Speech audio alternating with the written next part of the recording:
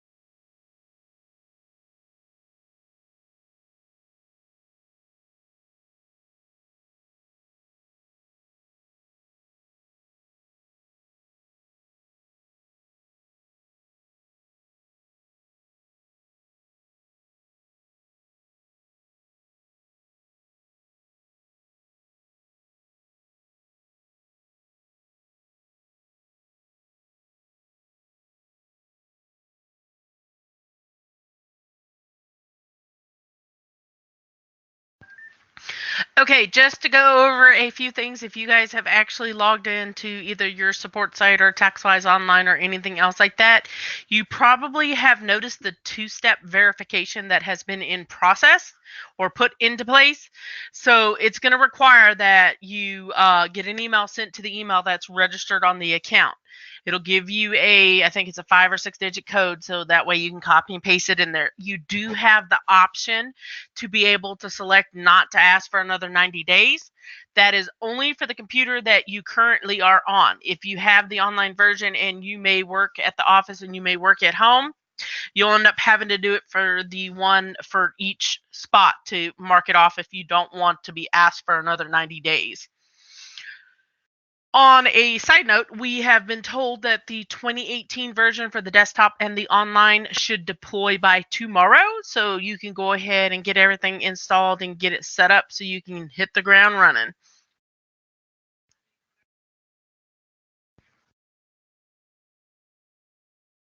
Now, we're going to go over quite a few things in TaxWise Online so that way you get familiar with it, especially if you are a new customer.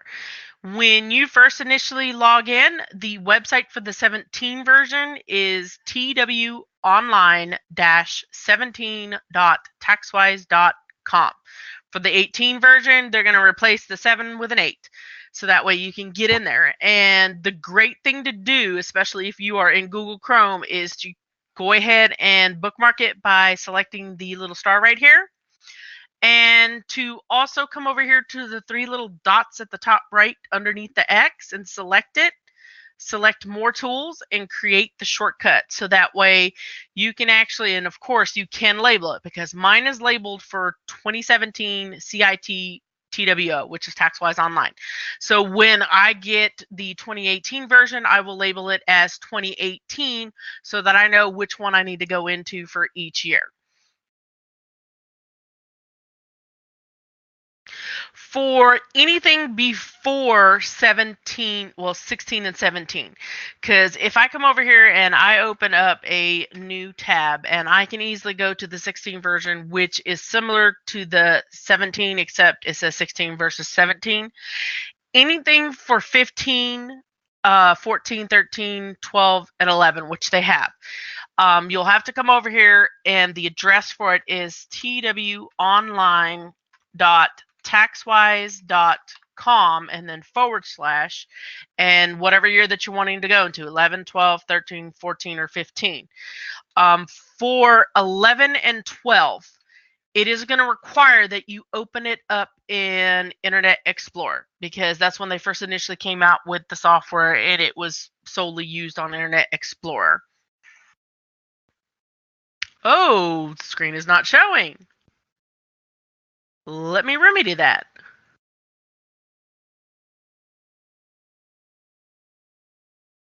Are you guys able to see my screen?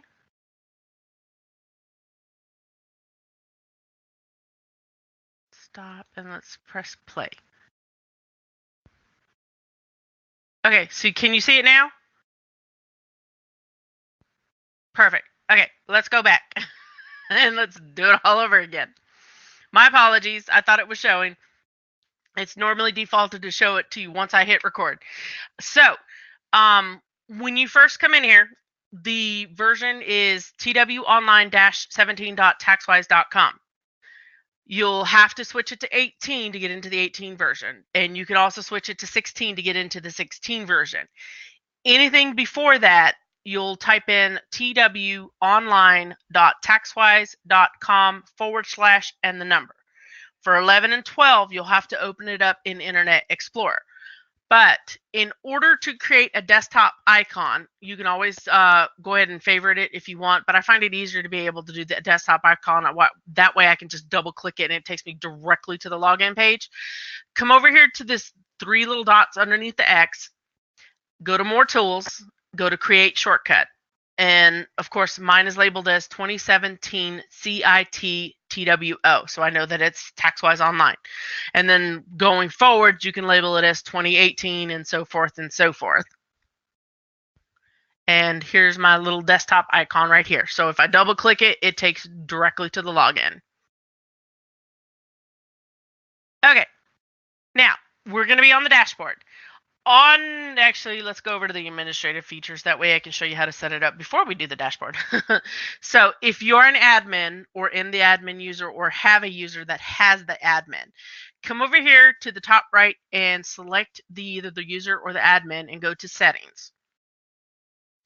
And under settings, we have quite a few options. So we're going to go to the general settings first. And this is where you can set up a tax preparer and your ERO. I have mine as my prepare ID listed as 1. So if my preparer information is not in there, all I got to do is hit 1 and hit tab or click on another box and it will pull in my information. Custom fields, this is a great opportunity for you to be able to do a little bit of marketing, especially, well, if you do marketing, this is a great tool for you to be able to track it. So you can create a question, how did you hear about us? And you can put in, how did you hear about us? You can put in radio, flyer, Facebook, Instagram, things like that. So when your preparers are going in here, they can choose one of the answers that you've provided with them. You can run a report and you can see what is a great tool, because everybody's on social media. So Facebook or Instagram may be where it's at for you to be able to advertise going forward. Okay, so we're going to update that. And we're going to go to the return. We'll save it. Come on. We're going to go to the return stages. If you have other preparers in the office, and if you are the one that actually reviews the returns, that's fine and dandy. You can come in here and set it to, like, I've got completed, e-filed, waiting on state, missing documents, ready to e-file, waiting for review. So that way the return stage can be set by other preparers in the office, especially if you put one in here that says questions, and they mark that as the return stage, and you notice that there's questions, so you can easily get into the return. They may have left you a note that they needed to have you review something. Makes it easy. Your print sets, we do already have some sets that are in the options. I've got mine marked as completed forms because in my templates, I can bring in a lot of forms and not even use half of them. But when I go to print, I just want to print out the forms that I actually completed so that everything does not get printed. I can come over here and go to edit my print set and decide what exactly I want to print with the return and what I don't want to print. Carry forward templates. This is just for you to bring over the templates that you had this past tax season, especially if you utilize the software. So I'm going to hit save and close. If you need to add users to the office, you're going to come over here to manage users. And this is where you're going to add them. When you create a new user, make sure that this where it says license user is on the right hand side, because, and of course, is active user is checked off, because they will not be able to log in until those two things are done. They will need to have their own email address, because they will also get prompted for the two-step verification, and it will need to have that email address to send the code to. So once you're finished with this, you can hand over their the client ID, their username, and password that you've created. Or, well, actually, they'll get an email with it.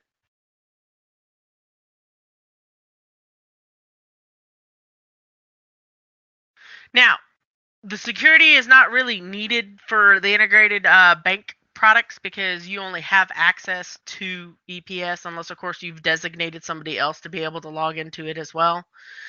Return templates, you can have more than one, especially if you have different users in the office.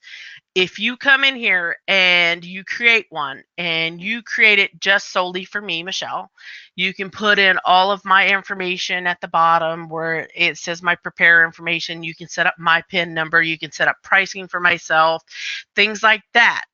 When you come over here and you figured everything that I should be working on, and you come over here to assign, then you can assign it to only my username, or you can assign it to everyone in the office. So yes, if you want to create different users, especially like label them as EIC, so that way that user only has your EIC customers, or if you want to create a user that is solely for Schedule C customers, then by all means, create a template for that as well, so that way you save a little bit of time and don't have to load every single thing while you're doing the return itself. We're going to save and close. We're going to go back over here to settings. Client letter templates, they already have some in the system, but you are more than capable of being able to create your own template. You just have to label it as the name, and then go down here and we'll start from an existing one or create from scratch. If you create from scratch, you'll have to put in all of your wording in it. Send settings, this is where you're going to come in here and you're going to send settings. Like if you have different settings to other users in the office, or if you have other offices, you'll be able to send those settings to them. Once you've already created the users and everybody's getting in there and you are preparing tax returns, we're going to come back over here to the dashboard. This is where you, and online version is the only one that I have ever known to be able to open up or start a new return in the admin user. Desktop version, you have to be in a different user other than the admin to be able to get in there to do it.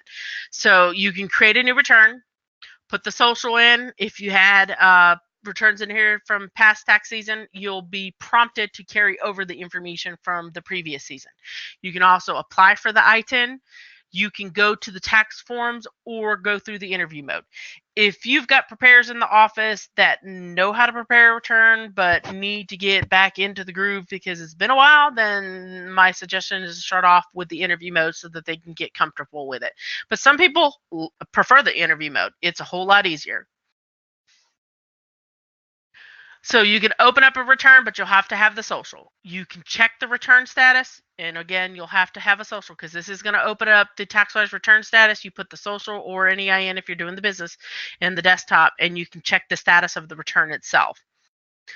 You're not going to really print checks from here.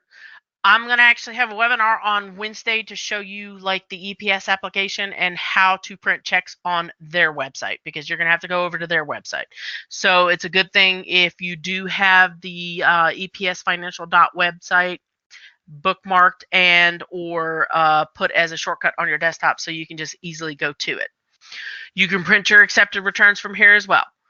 We're going to come over here to the tax returns.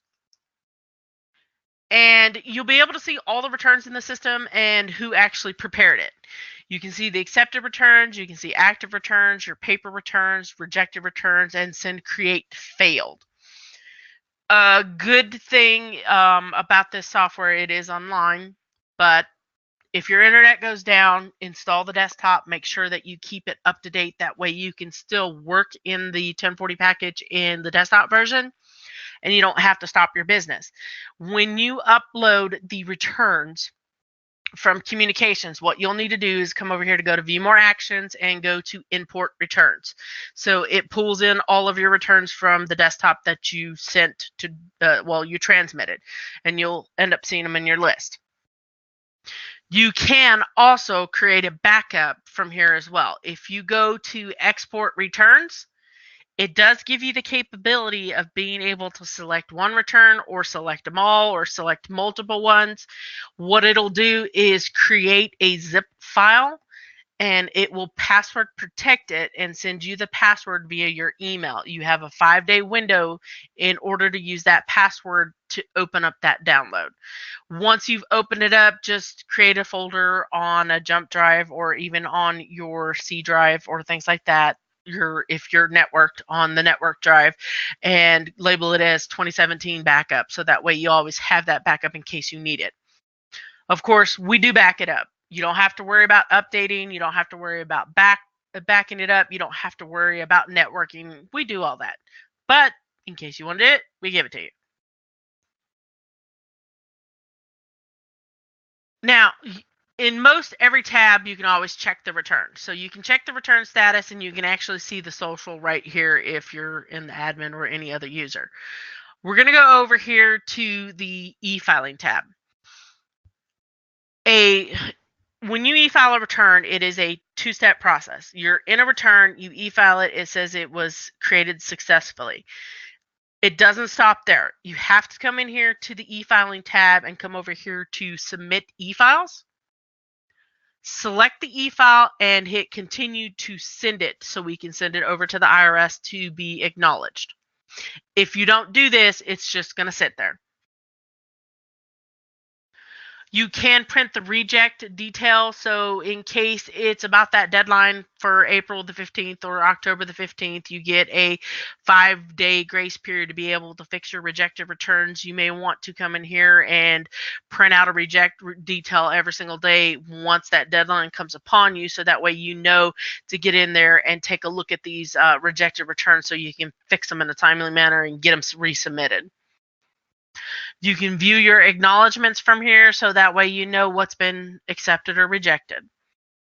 Reports, we have quite a few good reports in the system, and especially if you are using that prepare or use report and you want to see how your marketing is going and what is more successful than the others, then you can come over here where it says TWO statistical data, and is going to give you details about, especially if you use the prepare use.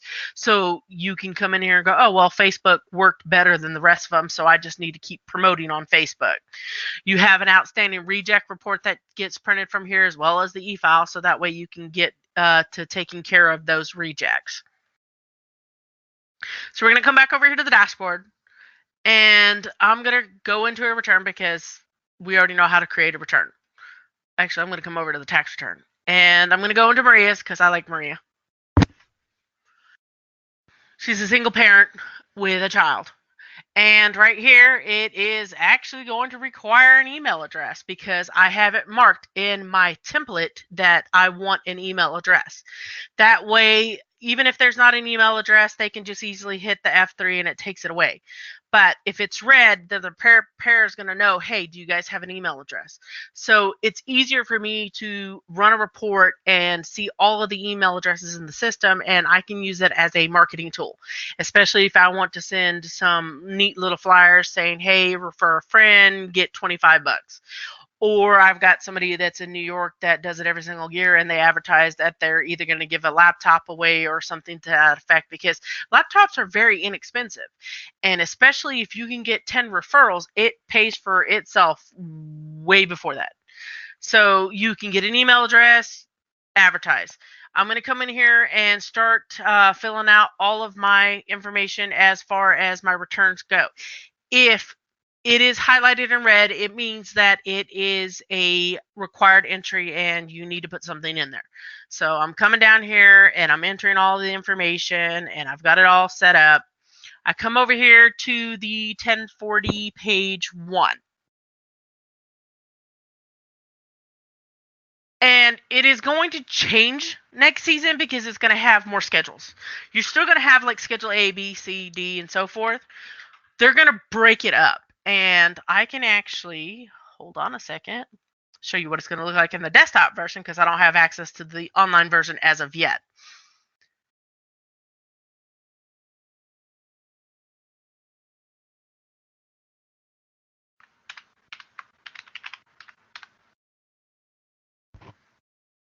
Going to 1040. And I'm going to go into Williams return. This is what it's going to look like next season. 1040 page 1, page 2, schedule 1, 2, 3, 4, and 5. They have literally broken everything up. So if I come over here to the schedule 1, you'll see my additional income, my adjustments to income. Schedule 2, it'll show the alternative minimum tax. Schedule 3 will show like the foreign tax credit for child and dependent care. They've literally just taken what they had on the 1040 and just created schedules with it. And the way that the ACA is going to work next season is a whole lot less complicated. You come in here, did the taxpayer or spouse have any dependents receive insurance through the marketplace? No. Did they have a marketplace exemption? No. William had minimum essential coverage, and I checked it off. If they didn't, then you can easily select which months that they did not have or did have coverage. It looks a little bit more complicated than it is. So you're going to come in here, fill it all out. You can come over here to the 1040 page 1 and line 7. The little arrow is still going to apply. So if you select the little arrow, you can select the little paper that has a chain on it to link it to another form, which is your W-2. You have the option while you're on the actual box to hit F9. It'll bring it up as well. You can come over here to where the loaded forms are at and hit the plus sign and just type in W-2 and load it from here. So 3 different ways of doing it. Once everything has been said and done and the return has been complete, then you can come over here to diagnostics. And you can see if there were any errors. If not, if there are, they'll have little hyperlinks where you can select it and you can go in and fix it. You have the option to print it from here as well, or you can wait until after you've submitted it to print it and print out the e-file summary. So once I create the e-file, it's going to tell me e-file created successfully. So the next step is to go to your e-filing tab to e-file, and I'll show you that here in a second. So this is what the interview mode looks like. It's pretty simple and people love it. So you can just hit the next button and answer or put in all of the information like the social security, the date of birth, occupation, hit next. Was the taxpayer home in the United States for more than half of the year? Yes. So just keep hitting next, or you can hit on the little tabs right here and it'll take you to the next one. There is going to be the option for the vault, and you can upload any documents that pertain to the return itself, so that way you have a digital copy rather than lugging everything with you and you just log in to home. Or if you're on vacation and you need to check something, you can log in to the computer there and you don't have to have all that paperwork because it will actually literally be in the vault itself. So the way that the vault works is you either have a actual camera plugged into the USB port, or if you have a scanner like a multi-feed scanner, then you can easily scan all of the forms and you can save them. And I would advise you to label them like W-2, 1099, rent receipts, daycare expenses, so that way you know what it is. Or if you scan them all at once in the multi-feed, that's fine. Hit the little button right here that says Vault, or the button in the interview mode that says Vault. When you select it, you can either choose to use the camera or import from a file that's on your computer from the scanner. So when you go to import to Vault, You can select it, and then once you select it, it will say the selected files were imported successfully. You hit OK, you hit close, and in the bottom of the forms tree, you'll be able to see the documents right here. So that way you have access to it at your fingertips. For the 2018 season, the signature is going to be available for the online version. So you will actually be able to send it out to the customer to be able to get them to sign the return itself. So that way they don't have to be in the office. And if you use the portal, then you can get them to upload the documents from there and you can get them to sign it. So they don't even have to drop off their paperwork or mail you their paperwork, especially if they're not even in the city or the state or the country.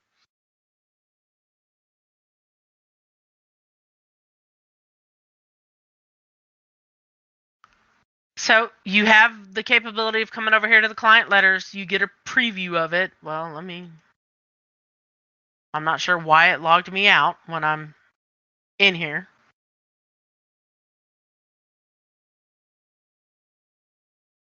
Let's hit refresh.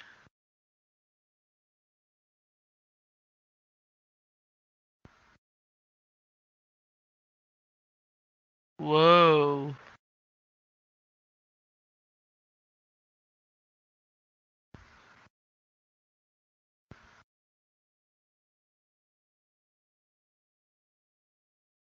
Well, this is a good time for me to be able to lock myself out of the system. So hold on a moment with me for me, guys.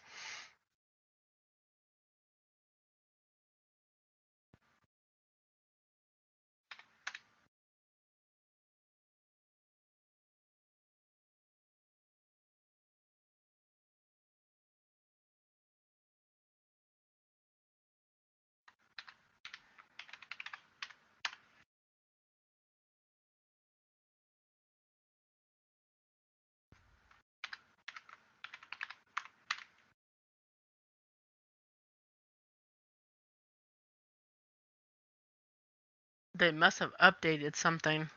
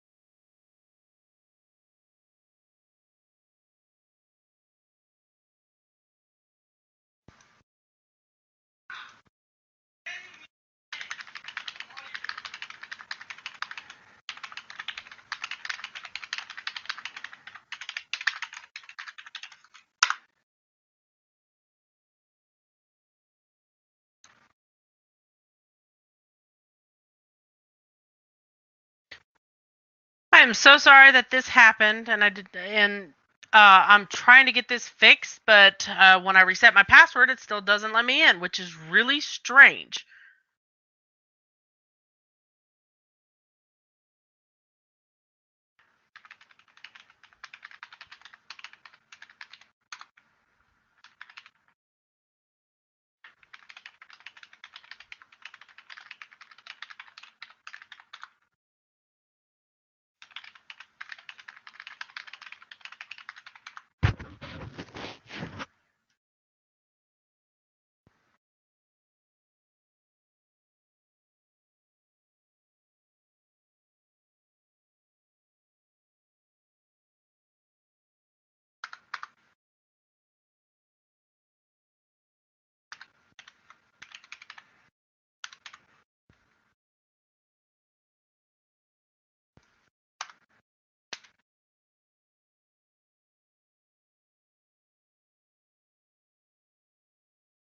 Very weird.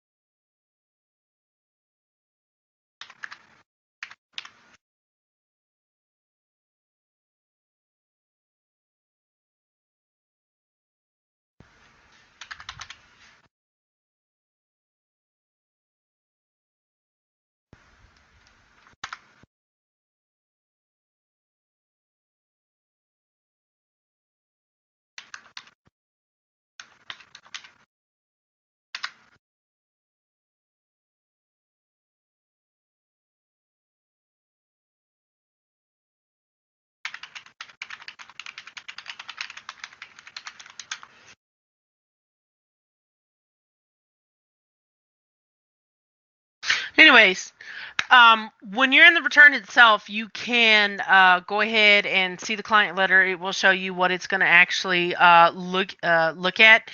As far as me being able to sign in to a guest user, I never really created a sub user in my account. I always use the admin, and I do apologize. Next time going forward, I'll make sure to have a sub user so that I can go into that one. My sorry. So you can also get in there and be able to, like I said, the new feature for next season will be able to do the signatures. Once you are done with the return, always go over to the e-filing to make sure to do that next step to send that return itself. So that way it gets sent to the EFC. EFC automatically filters it and goes through, send it to the IRS itself. Does anybody have any questions?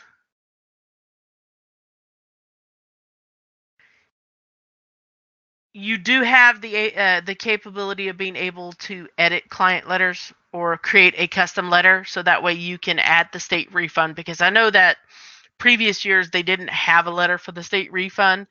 So if you wanted to create a custom letter to be able to get in there to add how much the amount for the state is, then by all means, please do so.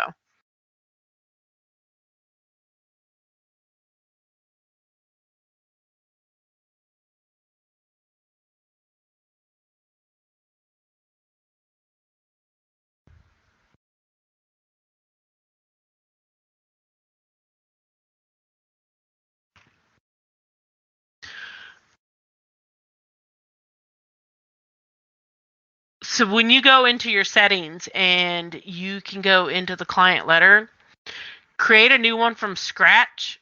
And what I suggest that you can do before you create one is copy what's listed in the pre-existing one, and then create a new one from scratch and go in there and paste it, and then add like a couple lines for where the state is at, because when you get into the return itself, it should let you put in the amount for the state refund and then let you print it.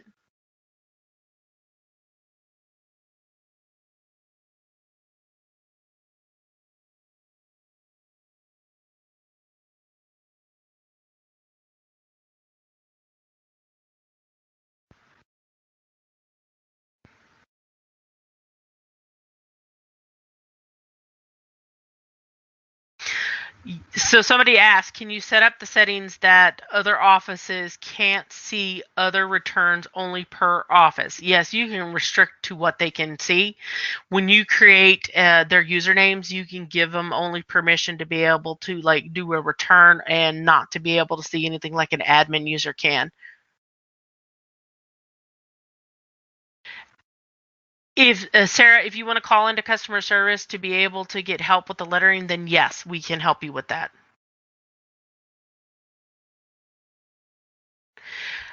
Will the system carry the amount automatically into the letter, or do we need to enter it manually? As of right now, I haven't been able to get into the 2018 software yet, so it will come out tomorrow, and I can test it to see if they're going to have something for the state, but I don't think they will. So you will have to literally enter it manually.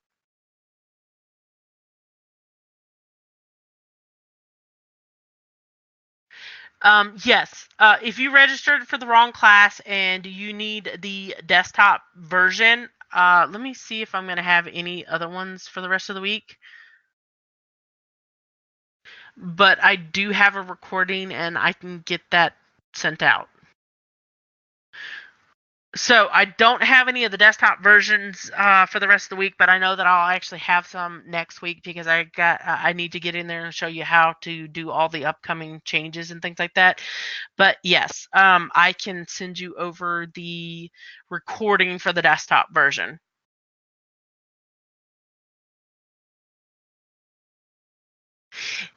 Another question, so we can email our last year's clients. As long as the returns in the system have an email address listed for the client, then yes, you can.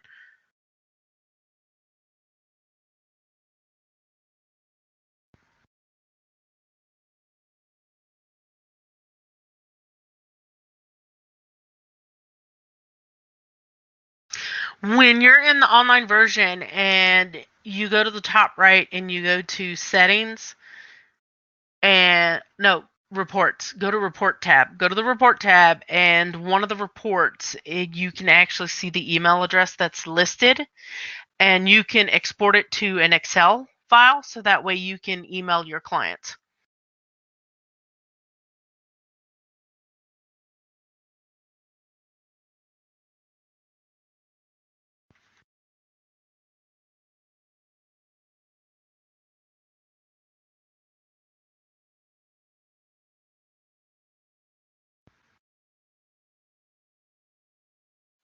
As soon as I can get back in here, I can actually show you how to do the report to get the email.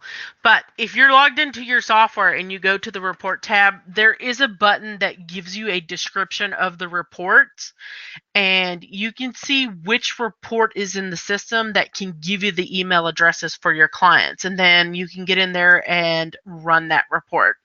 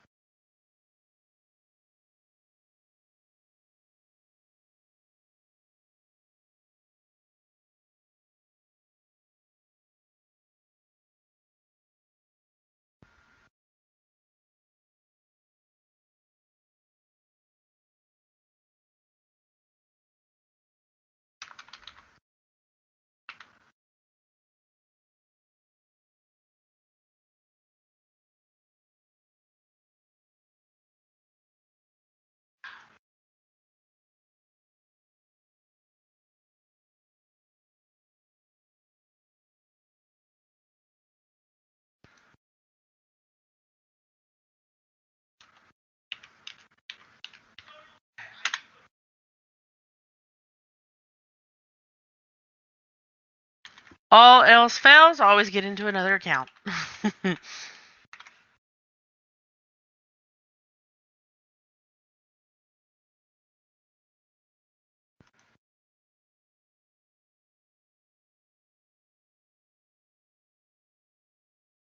And I have to assure myself every single day that I am not a robot.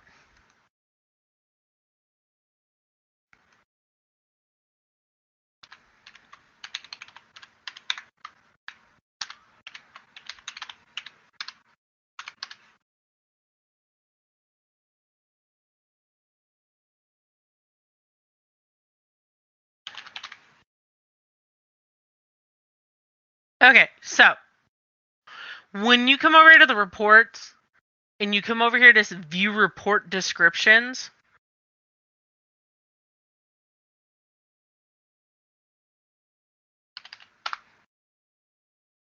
so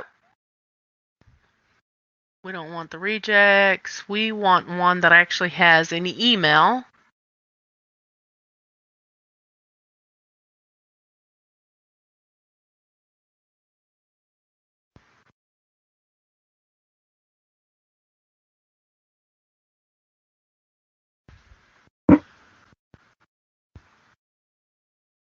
So it even doesn't look like they actually have a report that has email. So what we want to do, so let's come back over here and go to the tax return. And there's not. Okay, so what you want to do in order to be able to run a report for an email is come over here to your admin and go to settings and go to general settings.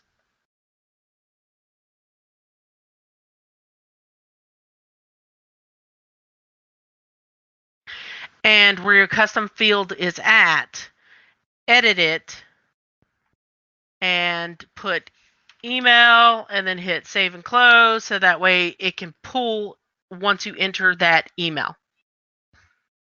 And I'm not sure why they don't have a report that you can run as far as an email goes. And I do apologize about that.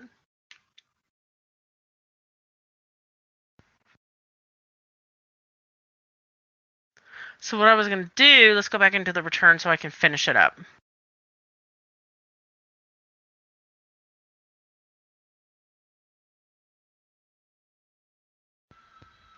So here's your client letters. And it normally brings up the sample template. And of course, you can go in there to create your own. So it doesn't even look, oh, wow. It prints what you pull in here. So let's go back over to settings to see if it actually has that coding.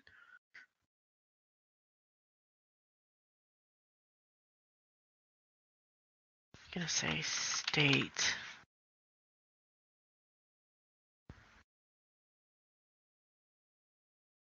So it does have the coding that's right here. So let's see if it has.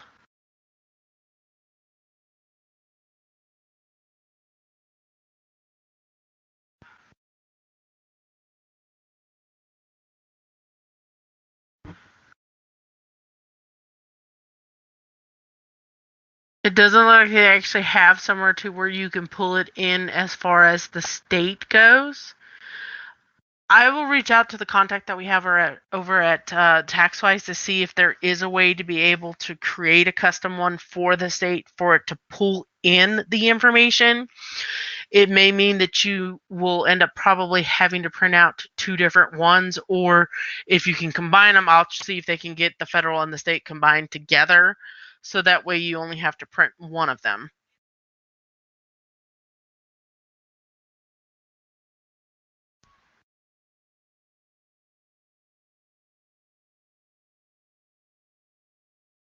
Okay. Does anybody have other questions?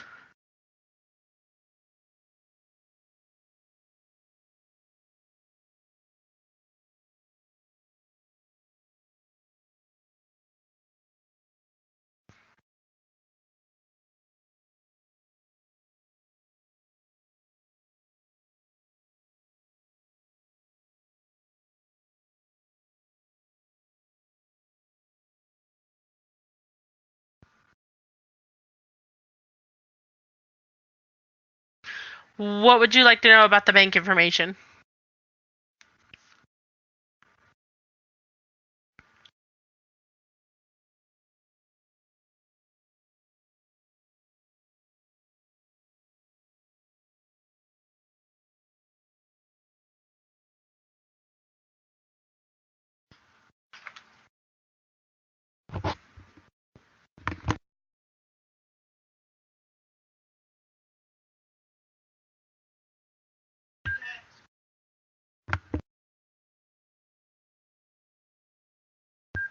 The software allowed to share the bank info, or do we need to add it 4 times? What do you mean by that, Sarah?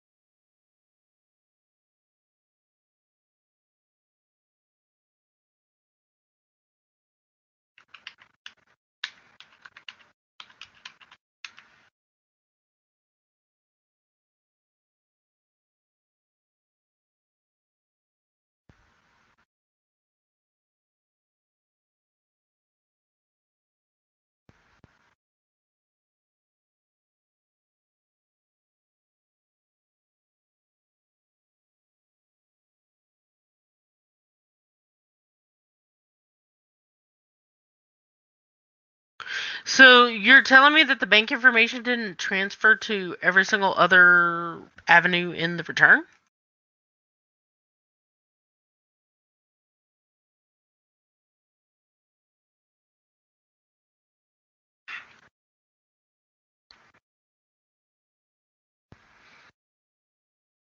Okay, bank product.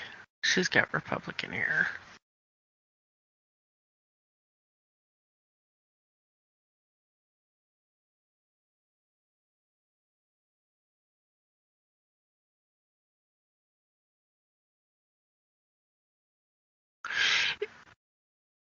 Is it a non-bank product, just straight e-file return?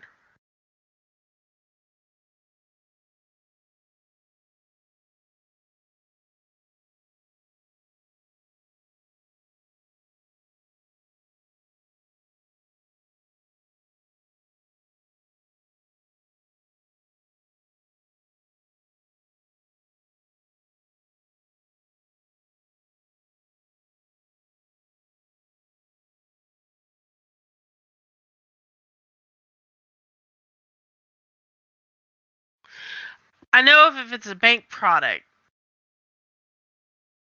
you have to enter, like, if it's a direct deposit information right here, if it's been selected. If it's just a straight 1040 and you're doing direct deposit and you're collecting out of fees, out of pocket, then you would mark it as e-file only, and then you would enter the bank account information here. You're saying that what other forms would it actually have to go to?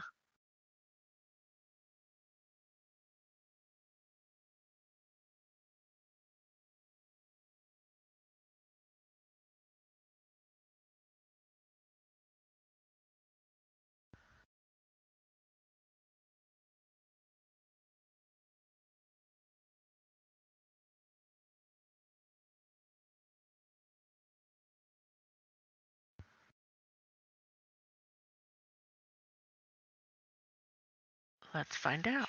1, 2, 3, 4, 5, 6, 7, 8, 9.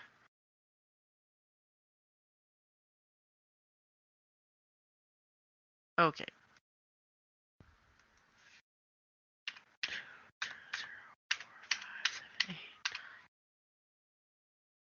Wow, I guess I gotta use an actual routing number. Let me find a routing number.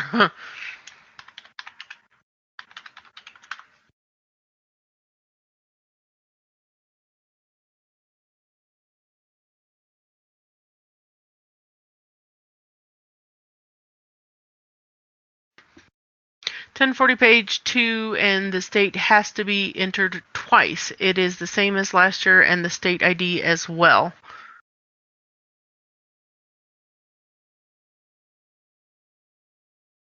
One, 22105 tab 00123456789. Okay, so I've got it entered on the main information sheet. Let's go over to the Republic. If I list it as, what you do, RT, direct deposit, Yeah, so it looks like it still wants you to actually re-enter it on the bank. As far as the state,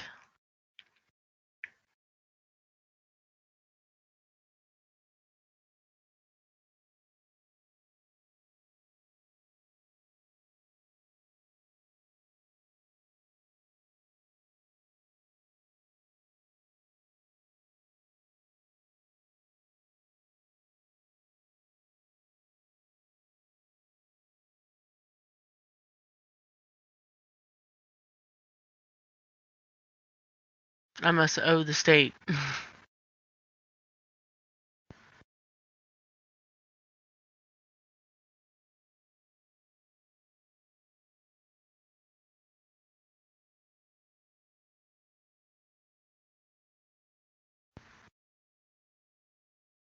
Technically, when you answer it as check here if you want the state refund deposited to the same bank account as listed for your federal refund, it's supposed to pull in the routing and account number from the federal.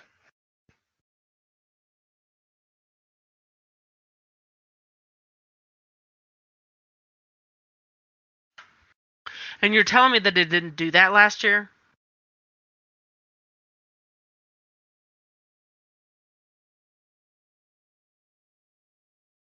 Wow. That's awful.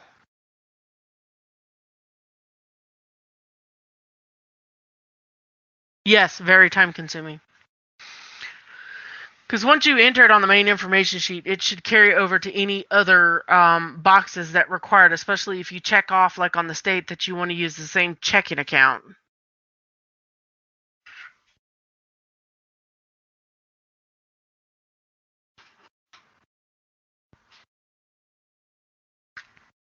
So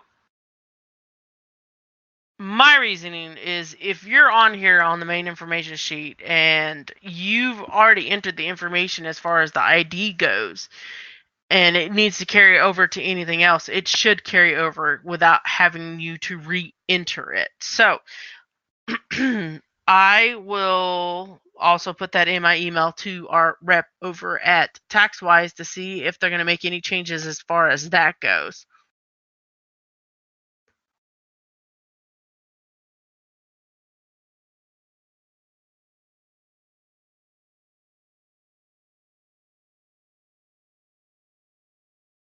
You're very welcome.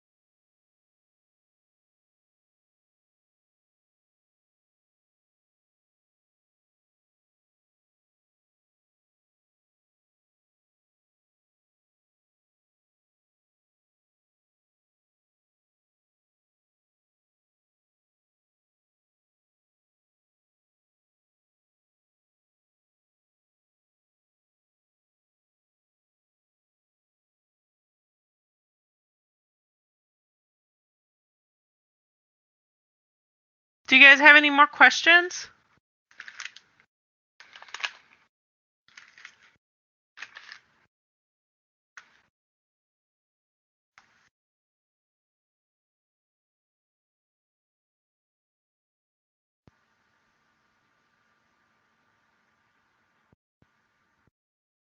That's just way too many entries to be required, especially if it can just pull from other forms.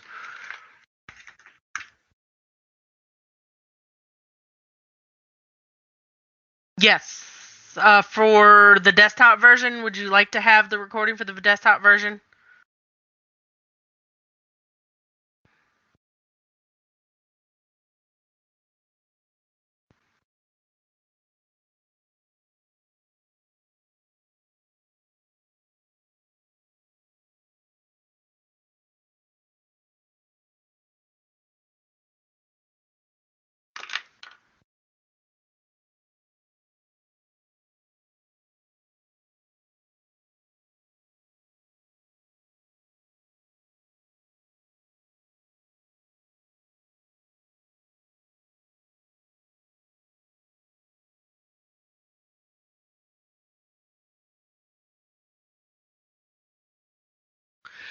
When the 2018 version of the online comes available, when you start typing in tw-18.taxwise.com, and I'm sure that we will probably end up sending out an email to all of you with the hyperlink, hopefully. If not, I'll suggest it. But it's basically almost the same link that you're using to log into the 17 version. Just switch the number in the URL to 8 and hit enter, and it will take you to where you can log in and then do your two-step verification. As far as the 2018, you should still be able to go to my.join.joincit.com, and where it says desktop download, they will probably end up putting the 2018 version here as well.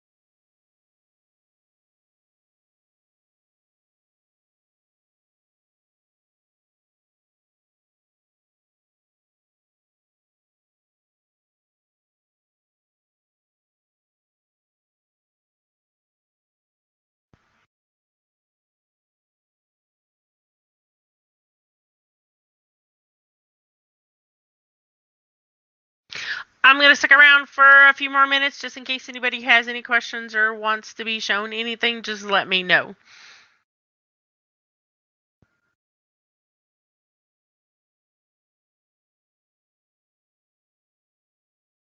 You're very welcome.